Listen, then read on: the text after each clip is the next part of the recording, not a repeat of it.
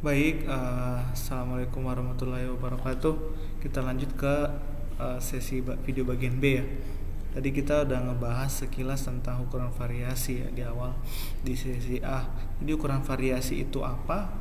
Ukuran variasi itu ukuran yang menyatakan seberapa jauh nilai-nilai pengamatan menyimpang atau berbeda dari nilai pusatnya. Nah, tadi saya sempat bilang ya, saya sempat info nilai pusat tadi ukuran pemusatan. Jadi ukuran pemusatan itu untuk menyajikan data. Nah, ukuran variasi itu untuk mencari tahu keragaman data atau pemencaran, kalau bahasa lainnya pemencaran atau variasi data. Apakah itu tersebar yang rendah atau tersebar banyak gitu. Kalau nilai observasi banyak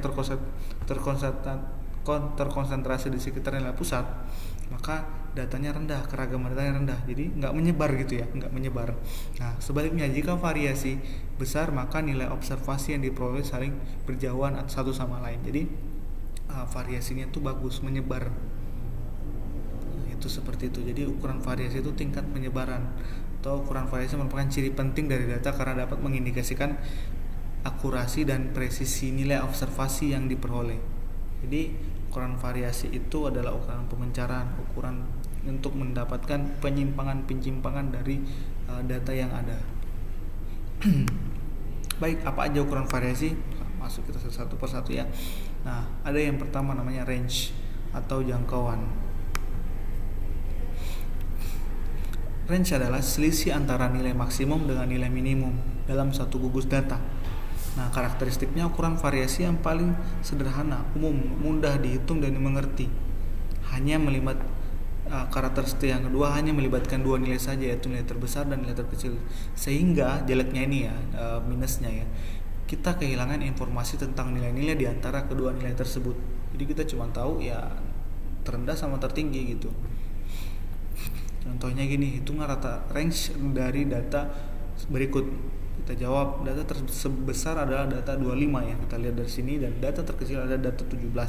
Maka rentang atau jangkauannya adalah 8. Perhitungannya seperti ini, 25 dikurangi 17 sama dengan 8. Oke, masuk ke selanjutnya ya, simpangan absolut rata-rata. Simpangan absolut rata adalah jumlah harga atau nilai mutlak penyimpangan setiap nilai pengamatan terhadap rata-rata dibagi banyaknya pengamatan. Karakteristiknya melibatkan seluruh data sehingga lebih menggambarkan variasi seluruh nilai pengamatan. Yang kedua, tidak begitu dipengaruhi oleh nilai ekstrim. Yang ketiga, jarang digunakan pada gugus data. Biasanya digunakan untuk membandingkan dua model atau lebih. Contohnya, data sebagai berikut: 5, 6, 8, 5, 7. Tentukan nilai simpangan absolut rata-ratanya. Nah, ini tahap-tahapannya. Tentukan simpangan rata-rata data tunggal. Yang pertama, X 5 plus 6 87 dibagi 5. 5 dari mana? 5 dari jumlahnya. Jumlah data sama dengan 6,2. Terus yang kedua, mencari simpangan rata-rata. SR sama dengan X1 plus X2 dan lain-lain. Selanjutnya, maka kita dapat simpulkan bahwa simpangan rata-rata absolutnya adalah 1,04. Ya, cukup materinya ya.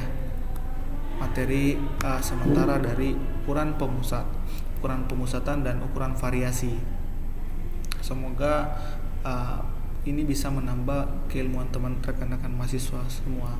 Jadi ingat, ukuran pemusatan itu untuk penyajian data. Kita ulang sekali lagi. Ukuran pemusatan itu untuk ringkasan data.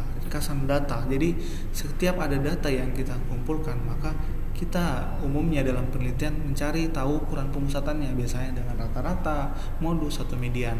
Nah, selain mencari ukuran pemusatan, kita juga mencari variasinya, ukuran variasinya. Umumnya di penelitian itu selalu mengambil standar deviasi gitu ya. Paling sering menggunakan standar penyimpangannya. Nah, tapi biasanya juga ada yang memakai range gitu ya, atau simpangan absolut rata-rata. Jadi inti dari ukuran variasi adalah nilai pengamatan yang menyimpang atau berbeda. Jadi kita tahu bahwa datanya itu cenderung rendah atau tinggi gitu. Rendah itu berkerumun di nilai-nilai pusat ya, ringkasan data itu, atau menyebar dengan menyebar antara data satu dengan data satu yang lainnya. Jadi pemencaran, ya, ingat kata-kata variasi adalah pemencaran data. Baik, sekian untuk materi kali ini. Kita akan lanjutkan lagi ukuran variasi di bab 7 di pertemuan ke-7 ya. Jadi sampai jumpa di pertemuan ke-7. Assalamualaikum warahmatullahi wabarakatuh.